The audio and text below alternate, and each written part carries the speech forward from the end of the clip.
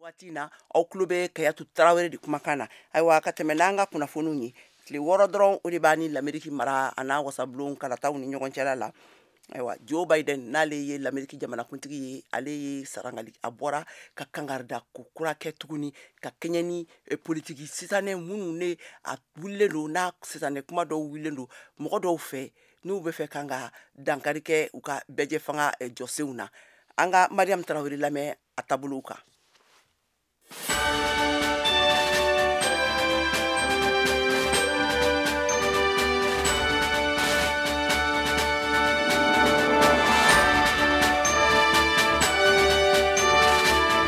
Ni tile wɔɔrɔ in ka kɔn Ameriki jamana cɛmancɛ kalata ɲɛ Ameriki jamanatigi Joe Biden ye wele bila politiki jɛkulu tɔn ɲɛmɔgɔw a n'a tɔndenw bɛɛ lajɛlen ma. A ko, as I stand here today,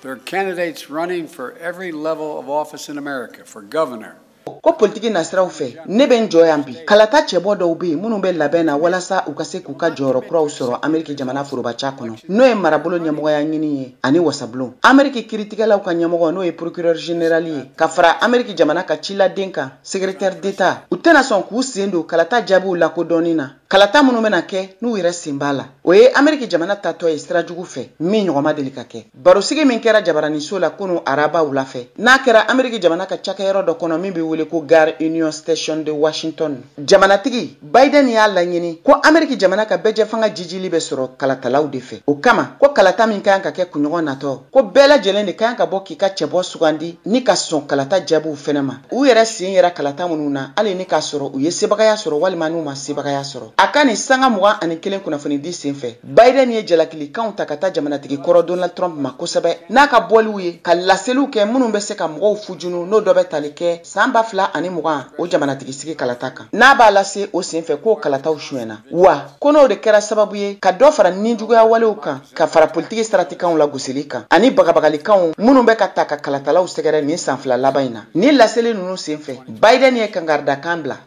If he refuses to accept the will of the people, he refuses to accept the fact that he lost, he has abused his power and put the loyalty to himself before loyalty to the Constitution. Katana son tuguni ka jamanadenw sago kɛ bawo ko Trump bannen bɛ ka sɔn kalataw jaabi ma min y'a yira k'a fɔ k'a ma sebagaya sɔrɔ ko Trump ka jamana mara waatiw k'a ye a ka sebagaya yira sira caman kan ani k'a ka tiɲɛtigiya yira ka tɛmɛ jamana ka sariyasenw tiɲɛ kan ka fara o fɛnɛ kan k'a ye nkalonba dɔ fɛnɛ tigɛ min ye danaya wuli ka bɔ républicainw ka bɛrɛbɛrɛli tɔn kan maga républicainw ka wasaden dɔw bɛ Biden ka hakilinaw a n'a ka jɔrɔnaw yira i n'a fɔ min dama tɛmɛlen don walasa ka se ka jamanadenw hakili yɛlɛma o min bi wele i n'a fɔ politiki ka dɛsɛ ka taa démocratew ka bɛrɛbɛrɛli tɔn ma ko nin wasaden kalata min bɛna kɛ de bɛna yira ni Biden bɛna se k'a ka layiduw dafa layidukan minnu nafa ka bon ni o dɔ bɛ a ka baara taabolo kɔnɔna la ni san 2 tɔ laban kɔnɔ ka kɔn a ka fanga banni ye jateminɛli fanbaw bɛɛ lajɛlen kɔni y'a yira k'a fɔ ko républicainw ka bɛrɛbɛrɛli tɔn o cɛbɔw de bɛna sɔn ka sebagaya sɔrɔ Ameriki wasablon kɔnɔna la n'o ye ka wasablon yɛrɛ kɔnɔna minɛ républicainw ka bɛrɛbɛrɛli tɔn fɛ n'o bɛna tɛmɛ sira o sira fɛ walasa ka se k'u tigɛ da Ameriki jamana wasablon na ko hali ni k'a sɔrɔ a kɛli bɛna sɔn ka gɛlɛya fo n'a ma fɔ fo k'a senbɔ minnu bonyalen don kosɛbɛ bɛrɛbɛrɛli tɔn kɔnɔ.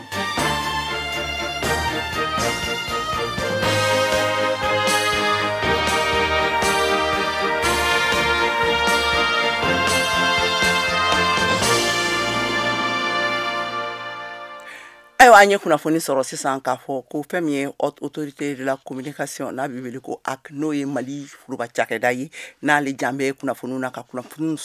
kɔlɔsi Mali jamana kɔnɔna na olu ye danatigɛli kɛ ka Joliba TV news mɔgɔw ka radio so n'u ka télévision so datugu mun de y'a waleya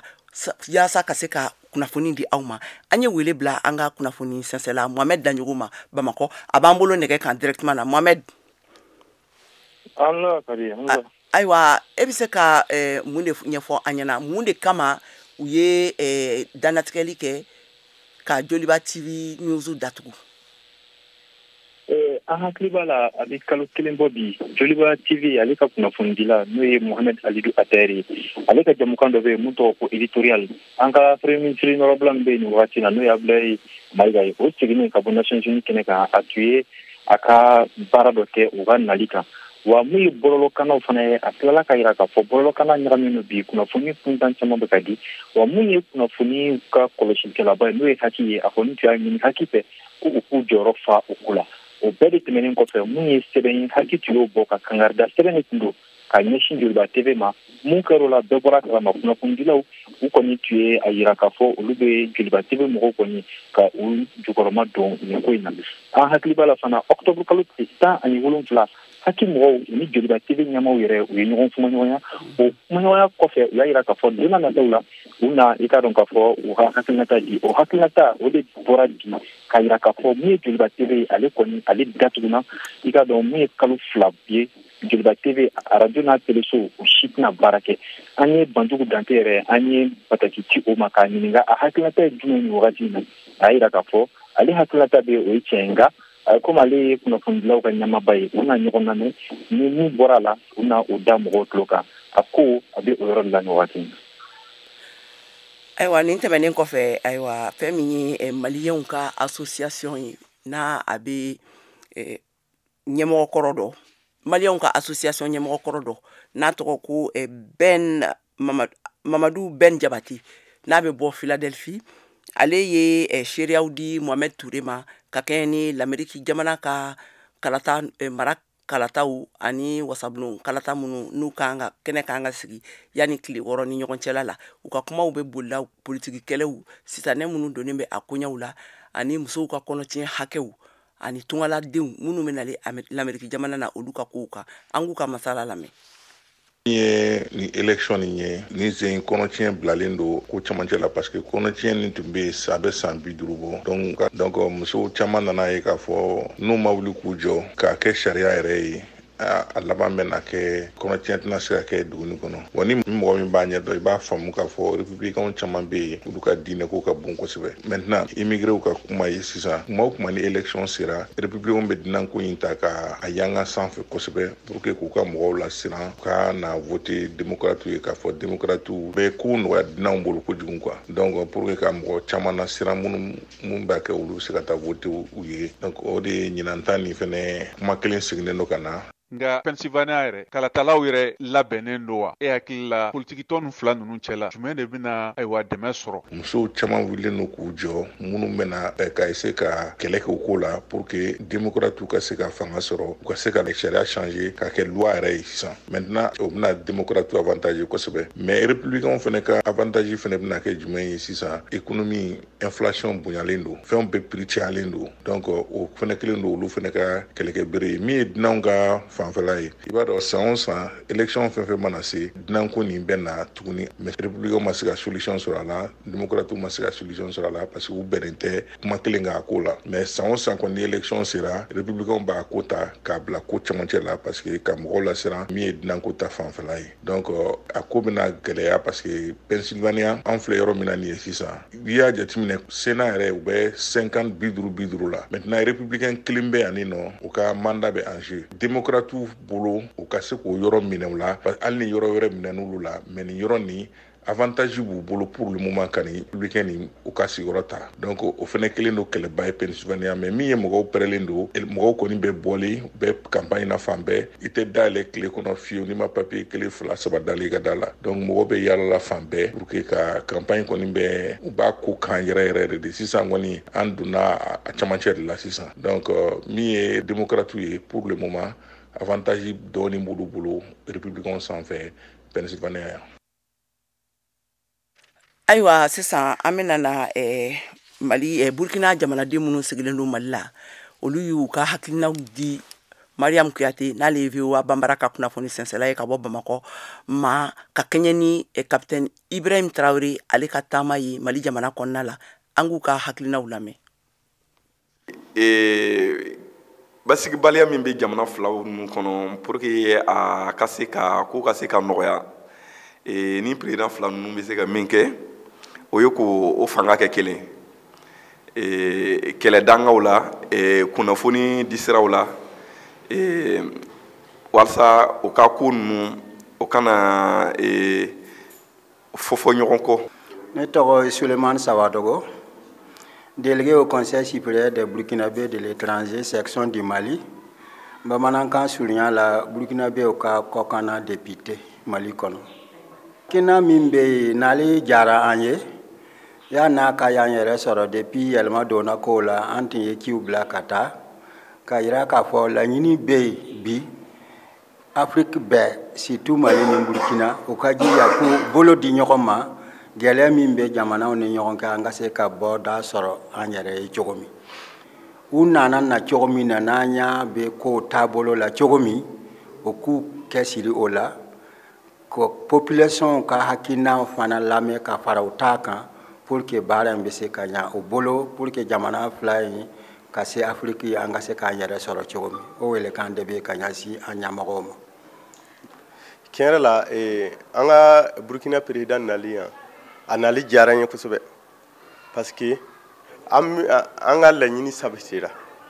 parce que antu mega mini o kera parce que aka voyage follow anga la nyini mi ka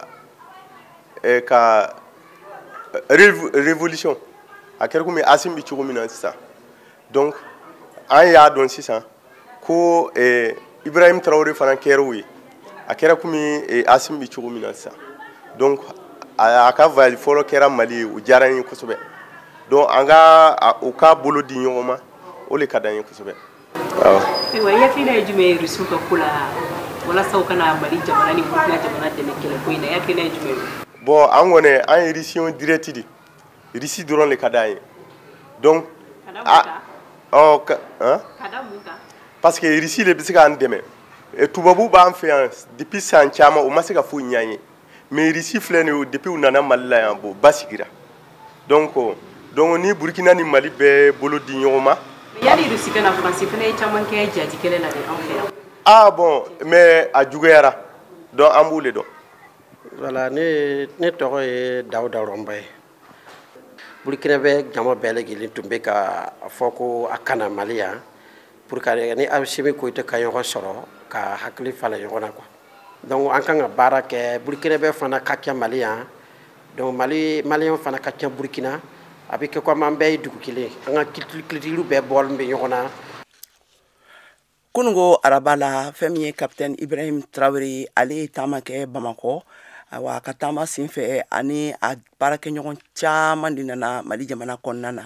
a kɛra kunnafonidilaw y'a yira k'a fɔ ko nin tun y'a ka bɔli ko fɔlɔ ye kabi jamanakuntigiya kun dira a ma awa u y'a yira fɛnɛ k'a fɔ ko ani président colonel Assimi Goïta n'o ye Mali furancɛ fanga ɲɛmɔgɔ ye a n'o ye ɲɔgɔn kumaɲɔgɔnya jan kɛ a bɔlen kɔfɛ o kumaɲɔgɔnya de la a ye sarangani kɛ kunnafoni sɛnsɛlaw la Mohamed Danyogo n'ale ye VOA Bambara ka kunnafoni sɛnsɛla ye ka bɔ Bamako ale ye kumakan ninnu ta an ka jɛ an k'a lamɛn ɲɔgɔn fɛ. C'est une visite de courtoisie et d'amitié envers un peuple frère. Je sais que même si Julagana, il y a question de poser ça. C'est important de faire. Burkina be Malien be kapama ka bolo di nyogoma. Angam bolo di nyogoma kanin kalenke. Voilà, inchallah. Atona va la bolo. Le Burkina ne Malien be peuple kelene. Voilà, c'est le même peuple. Donc on les choisir. Une très large frontière. Fait 1200 km qui sont entre nous et on a beaucoup d'échanges de population, c'est le même peuple, donc c'est un choix normal.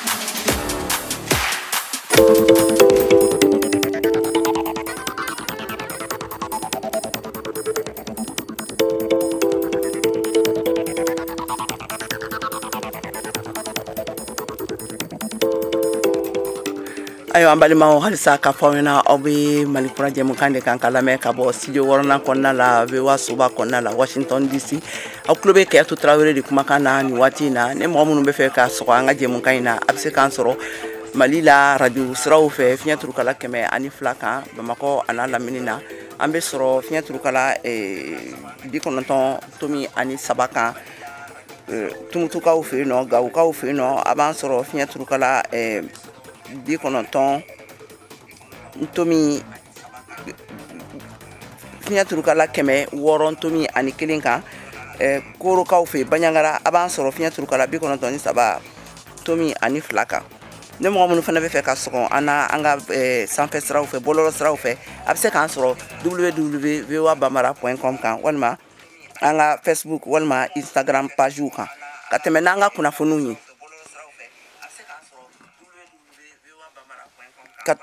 ka tɛmɛ n'anga kunnafoniw ye aywa l'Amérique masaso ka laseli sɛbɛn bɔra min ye a yira k'a fɔ ko Burkina Faso jamana ka baara ɲɔngirila ka bɔ sani feere bɛnkanw ani baarakɛ ɲɔgɔnya minnu bɛ u ni farafina jamanaw ni ɲɔgɔn cɛla la Alidu Wederago bɛ a ɲɛfɔ an k'a lamɛn. Amérique président Joe Biden ale y'a laɲini ko Burkina Faso ka bɔ bɛnkan min bi Amérique jamana ani farafina cɛ jagobolo fan fɛ o bɛ min wele ko AGOA. O AGOA yɛrɛ mun fɛn lo a nafa ye mun ye Abibu Watara o ye économiste ye a b'a ɲɛfɔ anw ye. Ni mɔgɔ bɛ fɛ ka bɔ a ka dugu kɔnɔ ka taa feereli kɛ ka taa jago kɛ jamana wɛrɛ kan donc taxe dɔw bɛ yen donc o bɛ o tigiw ka ɲi k'a sara mais américains ko dugu minnu ni démocratie n'o ka démocratie b'olu ka loi kɔnɔ ni démocratie ɲɛnaman lo olu ka miiriya la. Donc olu dugu nu bɛ se ka taxe nunu o bɛ se k'olu taxe nunu diminuer ou bien ka abandonner ka di u ma k'olu taxe nunu labila ka di olu mɔgɔw ma. Kɔlɔlɔ jumɛn bɛ se ka sɔrɔ a la ka sin an ka jamana ma. Donc tiɲɛ lo k'a bi affaire dɔ gɛlɛya an ka jagokɛlaw ma donc mun ka jagolafɛn bɛ taa feere États-Unis a b'olu sɛgɛn caman mais ko ba fana tɛ ten o. Dugu kunko yɛrɛ ka fonctionnement kora ni Burkina mi yɛrɛ bɛ crise sécurité insécurité crise parcours la bibi nani ko ba tɛ ale ma o. An bɛ se k'an ka jagobolo minɛ cogo di fana Abibu Watara b'o ɲɛfɔ. Burkina bɛ se ka a ɲɛsin yɔrɔ wɛrɛ Burkina bɛ se ka ka jago kɛ Burkina yɔrɔ la ka sin ni dugu mun bɛɛ bi tile bɛ Burkina Afrique tile bɛ fan fɛ. Normal la. Alidu Wederago VOA Bambara tɔgɔra Bobo Julaso. Aw de bɛ kunnafoni mɔlen sɛnsɛnnin di anw ma bamanankan na. VOA Afrique filɛ nin ye 102 fiɲɛ sira kan Bamako Mali la. Tɛnɛngun mara la ka taa Mali caman caman fanfɛ mara yɔrɔw la musolamɔgɔw ye kulekan bɔ ne lasagokɛlaw olu ka degun caman bilalen ye u kan aywa Pama Kebe n'ale ye musow ka kuluba Mali musow ka kuluba n'a bɛ wele ko ka fɔ o ɲɛmɔgɔ dangan ye ka bɔ Tɛnɛngun ale ye seereya di kɛ Mariam Kuyate ma an k'a lamɛn. An ka communauté in kɔnɔ vraiment musow sɛgɛnnen don kosɛbɛ ka daminɛ 2012 la ka na se sisan ma an ka jamana yɔrɔ in an ka communauté musow ma lafiya quoi surtout an ka dafe dugu ninnu militaires tɛ yɔrɔ minnu na olu de sɛgɛnnen don muso ninnu sɛgɛnnen don u b'u bugɔ u b'u violer u bɛ bu ka kuma bɛɛ u b'u violer wallahi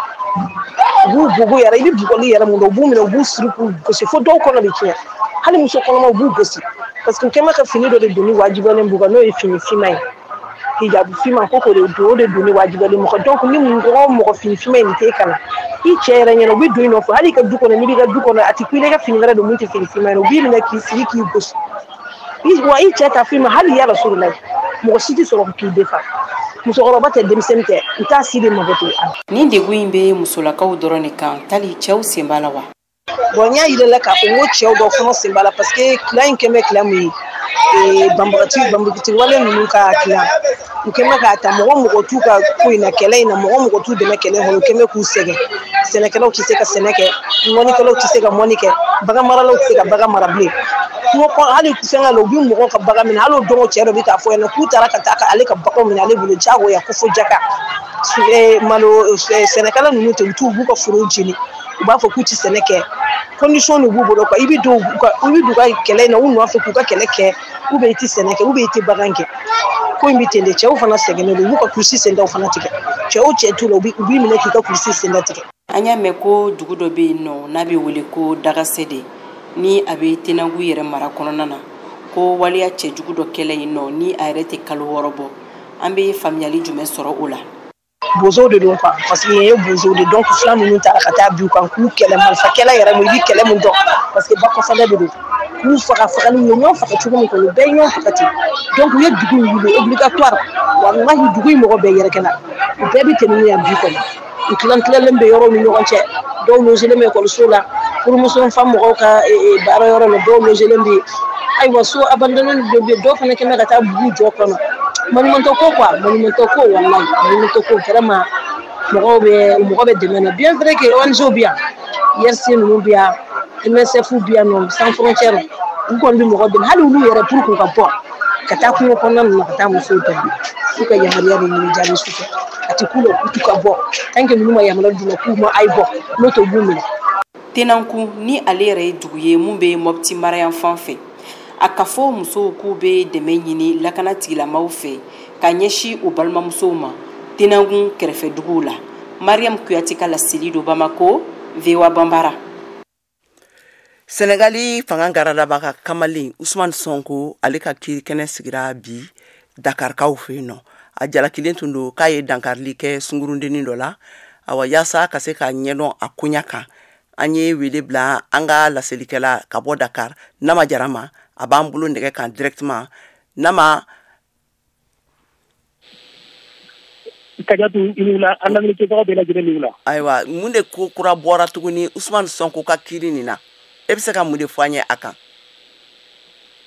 an bɛ ka min fɔ Kajatu kiri nin koɲa la an bɛ mɔgɔw ladɔnniya k'a fɔ mɔgɔ fitinin min y'a fɔ ko Ousmane Sonko binna ale kan n'o ye fanga sina ɲɛmaa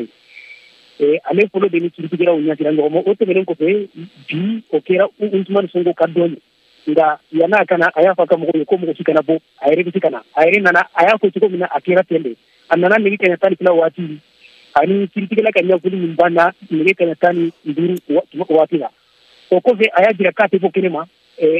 ani kiritigɛla ka kuma ɲɔgɔnya bannen ka d'a kan u ye a ka lakana tugu don min na minnu nana nɔfɛ bi sɔgɔmada in na kiritigɛso la mɔgɔ 6 o kɔfɛ a ye ci wele kan bila a ka page Facebook kan ko Macky Sall ka mɔgɔw bila walasa a ka se ka bɔ kɛnɛ ma n'o tɛ a tɛ bɔ o kama de sa ana kan o kɔfɛ nɛgɛ kaɲɛ 16 waati ana kan lafasɛlibagaw bɔra u ɲɛsira kunnafonidilaw ma u ye min fɔ dɔrɔn o de ye ko denni min ko Ousmane Sonko n'o ye fanga sina k'a binna kan ko a ye kumakan minnu fɔ tiɲɛ tɛ foyi la u ye de jira kiritigɛla la donc sisan o kɔfɛ a ye kuma fɛn fɔ ani kumakan minnu bɛ fɔra a kɔnɔ binkannikɔɲa in na u y'a jira ko tiɲɛ t'a la o kɔnɔna de la sa kiritigɛ y'a ɲɛna k'a fɔ ko u ka fɔ tan u bɛ tila ka na dɔwɛrɛ fɔ u bɛna ɲɔgɔn ye walasa ka kuma kɛ binkannikɔɲa in kan ko in kɛra tan de kɔrɔ Kajatu nka ka mɔgɔw ladɔnniya tuguni ka fɔ lakanatigi bɔra fan bɛɛ ka caya walasa kojugu kana kɛ dugu kɔnɔna na i n'a fɔ fɔlɔ min kɛra marisi kalo la tile 3 la san 2021 na fo mɔgɔ 14 ni ngɔlɔnna donc o kama de sa lakanatigi bɔra u ye lakana kun sabati foyi ma kɛ bi Sonko yɛrɛ seginna ka so ayiwa ka tɛmɛ ni an ka kunnafoni ye nɔ yala mɔgɔ bɛ se ka balo ni sabara siri baaraw ye Mali jamana kɔnɔ wa Mariam Kuyate ani Mokhtar Bari olu ye VOA ka laselikɛlaw ye ka bɔ Bamakɔ olu ye sɛgɛsɛgɛli kɛ a ko kan an ka laseli lamɛn basigibaliya min bɛ jamana filaw ninnu kɔnɔ pour que a ka se ka ko ka se ka nɔgɔya ni président fila ninnu bɛ se ka min kɛ o ye k'o fanga kɛ kelen kɛlɛdangaw la kunnafoni di siraw la walasa o ka ko ninnu o kana fɔfɔ ɲɔgɔn kɔ. Ne tɔgɔ Sulemani Sawadogo, délégué au Conseil supérieur des Burkinabés de l'étranger, section du Mali. Bamanankan surunya la Burkinabé ka kɔkana député Mali kɔnɔ. kena min bɛ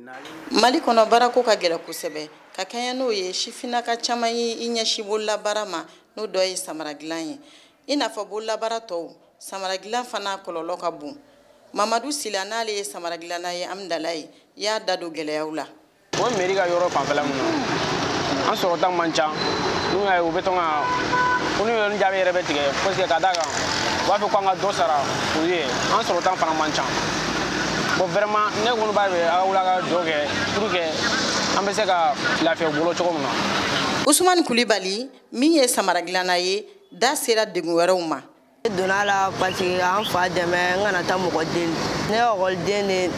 ne defu sɔrɔ an orientation ma bolo la tun ne bɛ k'a kɛ fɔlɔ client dɔw u tɛ kuma ɲuman fɔ mɔgɔw u dama ka go u b'u pɛrɛn mɔgɔw kunna fɛn bɛɛ I yɛrɛ bɛ décourager mais u tila k'a bi u kunna ko olu bɛɛ du fɛn wɛrɛ de I ka baara kɛ dɔrɔn I ka wari sɔrɔ gɛlɛyaw kɔfɛ nafa caman bon me wari sɔrɔ n bɛ ka fini san yɛrɛ n bɛ ka samara san yɛrɛ ayiwa an balimaw an ka farikolo ɲɛnajɛ kunnafoniw lamɛn Siaka Tarawele bolo